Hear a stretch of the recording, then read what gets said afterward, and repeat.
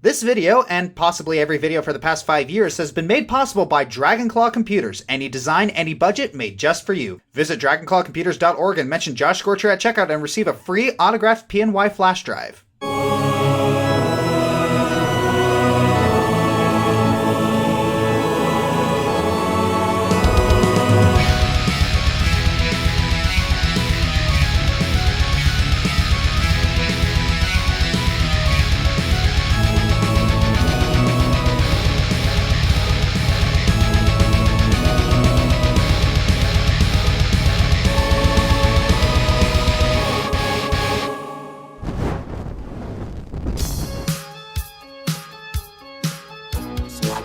So, let's say you get together with a group of friends and you don't have a lot of time to spend together. You want to show them a video game, but you want the experience to be memorable. Not only for you, but for everyone present. These are the kinds of games we will be talking about on this list. The best games for these kinds of moments are ones that are preferably short, likely haven't been played, relatively obscure, mostly unique, and gets to the interesting parts quickly.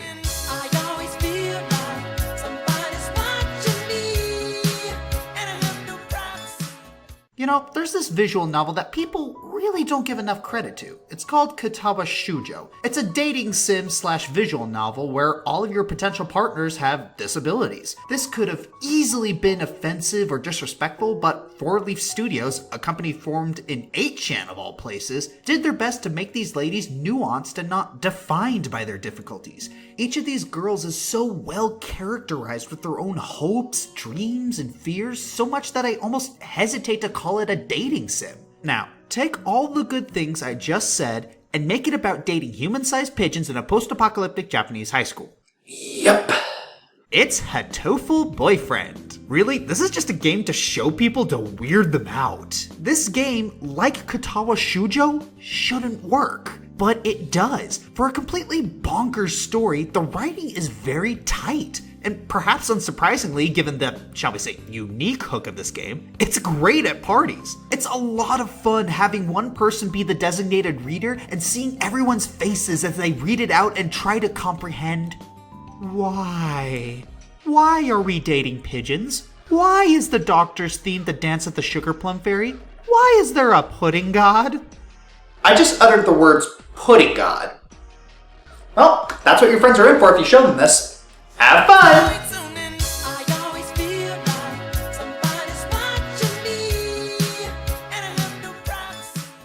Telltale Games are amazing in that you get to live in your favorite media. You like comic books about fairy tale creatures living in New York? Here's Wolf Among Us. You like zombie games with emotional stories and endearing characters? Have some Walking Dead. You like Batman? Batman! They're like watching movies where the dialogue is different every time. Like Rocky Horror Picture Show mixed with Clue, interactive and with different ways to tell each story. The best part? There are no wrong answers, no wrong ways to play a game. Unless you weren't paying attention to any of it, then shame on you. The reason that they're great to show to friends is that there's something in here for everyone, even people who don't normally like video games. Heck, there's even something for the people who don't even like the original show or story that Telltale adapted. I know some people who got into The Walking Dead because of the Telltale game. Telltale, bringing people together and ripping their hearts out of their tear ducts since 2004.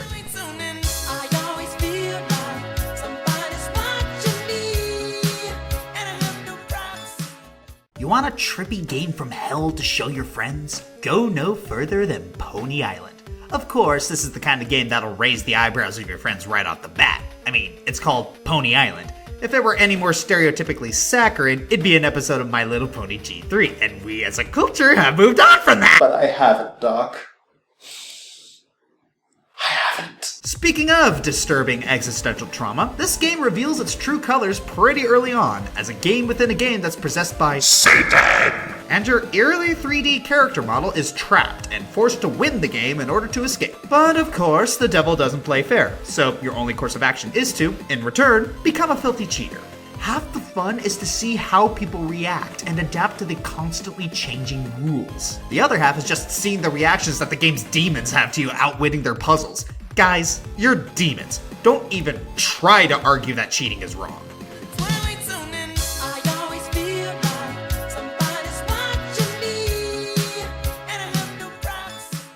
Never said these games had to be good, now did I? There's something to be said about a game so bad that it could feasibly be used in game design classes as a perfect example of how not to do pretty much anything in your game. There are games like Sonic 06 where there is a lot to talk about, though it is admittedly a slow burn to find all the little glitches and hiccups in its design. You show somebody E.T. blind though, and immediately their reaction is likely to go a little something like this. Okay, so what's my goal? Where am I going? Where is this? Who's this? Now I got something? Now I lost it. What did that even do? And now I'm down in a hole. Is this gonna help me out? Nope, I'm back in. Okay, I'm out now. Did it have anything to do with those symbols? I don't know what anything in this game is. Now I'm in jail. Great. Wait, I'm dead? How am I? Alright, fine. This is fine. Oh, wait. The game brought me back to life. Weird. I guess I'll keep playing. Dang it, now I'm in the hole again! Show E.T. to somebody who has a funny, angry face. Their looks of frustration and confusion made within minutes of playing this game will fuel your sadistic heart for decades. Or better yet, show E.T. to your more philosophical friends. I'm sure there's value to be found in a game like this. You're dropped into an unforgiving world with no clear sign of what to do with your life. Yet by the end of all your trials, all your pitfalls and fights with strange men in lab coats, you'll find that the end of your life yields no answers, no rewards. Man, this game is all kinds of bleak.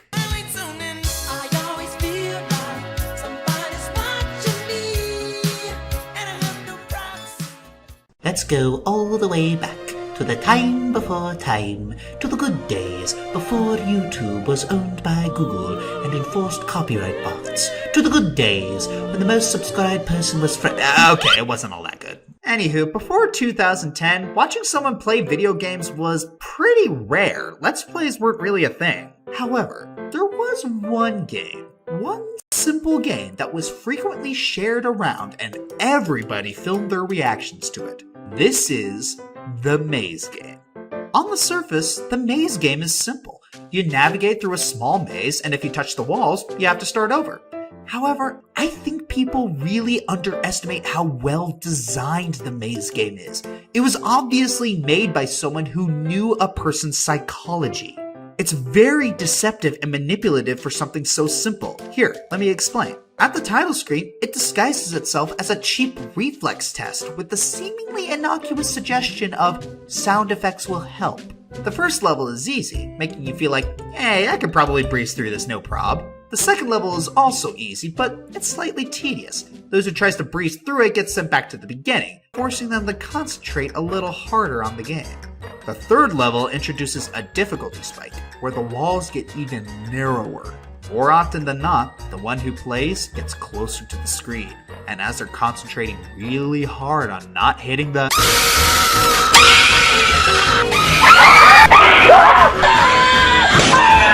I know, cheap shot because jump scares are lowbrow scares. But hey, it worked then. It works now. They all scream in terror, and I laugh.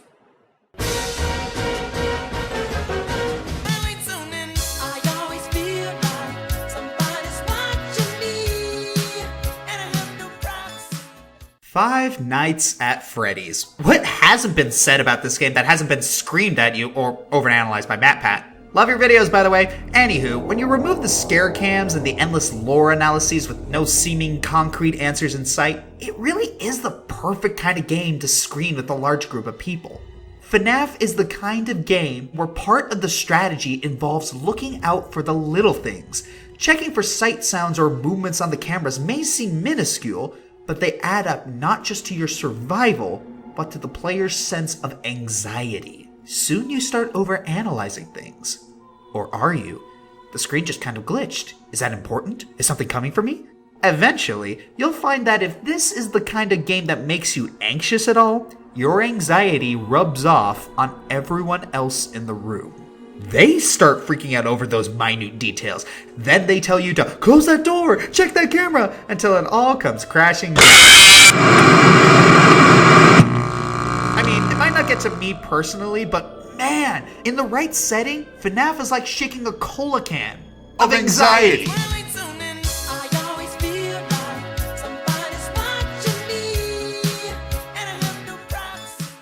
Until Dawn has jump scare tension and timing down to a science. Literally, they hook people up to a machine to analyze their heart rate, sweat, and brainwave activity to best gauge where and when the scare should be. Until Dawn plays similarly to a Telltale game, so it has the added fun of seeing which choices people make and which characters they favor. Among the fairly large motion captured cast, you have Josh, the sympathetic mourner, Sam, the kind every girl, and M. No one likes M. Like, no one. I don't think even the squirrels like her. I really enjoy seeing the players' reactions to every little thing, and I can mess with them by saying, "Are you sure that was the right thing to do?" The game's biggest strength is the therapist framing device, whom everyone has said is the most unnerving uncanny valley in the game. He asks you questions and tailors the game to the player's specific fears. I like him because I get to learn more about who's playing, so I can scare them in other ways later. Oh yes, I turn into a total jerk when I show this to people. I've memorized where all of the jump scares are in this game, so it's fun to grab someone's shoulder when they appear. And then I get to mock them later by getting spooked by a, quote, "Cute little baby Wolverine." As you can imagine, I'd be the most sympathetic backseat gamer when my friend manages to get one of our heroes killed. I keep a list of hopeful contestants on hand for this game.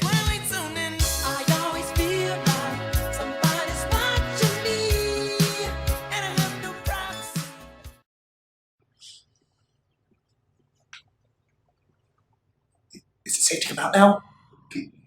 Can I talk about this game again? Oh, silence is consent. So, Undertale. There's not a lot about this game that hasn't been said already. In fact, if you're in the wrong circles of the internet, you probably know everything about Undertale before even playing. Poor Markiplier. But there's a lot of people in this world, and if one of your friends is just getting into games and doesn't know a whole lot, there's a good chance they're not familiar with Undertale. And that's your time to strike. The premise is simple enough. It's a game about cute monsters, and you can choose not to kill anybody. You can make all the friends you want, but play nice. Otherwise, you're in for some nasty shocks. Mostly involving a flower who will probably cause a few nightmares.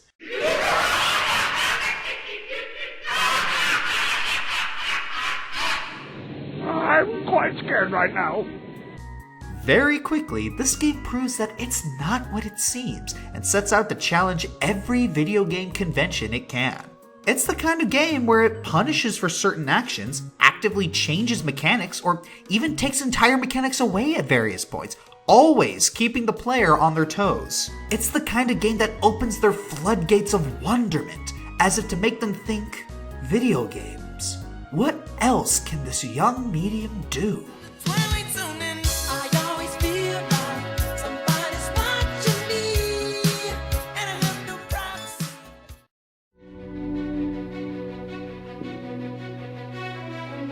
What makes Journey a great game to show people is that it speaks on a very primal level. No words, no clear story, just a few very well-placed obstacles that direct you towards a goal that is hard to explain why you want to go there. Is this mountaintop someplace better or more fulfilling than this desert you stand in, perhaps? The rest of the game is similarly vague, but no less interesting or provocative for it. Like most people, you don't get through trials alone in Journey. What better way to exemplify that than with a human partner randomly selected from the internet, who can guide you, wait for you, or follow you more naturally than an AI ever could. Along the way, you experience incredible emotional extremes, propelled along by Austin Wintour's Grammy-nominated soundtrack, the whimsical joy of just enjoying life, the crushing despair that you might never reach your dream, and the elated rush of soaring to your final destination. Because the game runs purely off impressions like these, it affects everyone differently, and I love hearing people's reactions.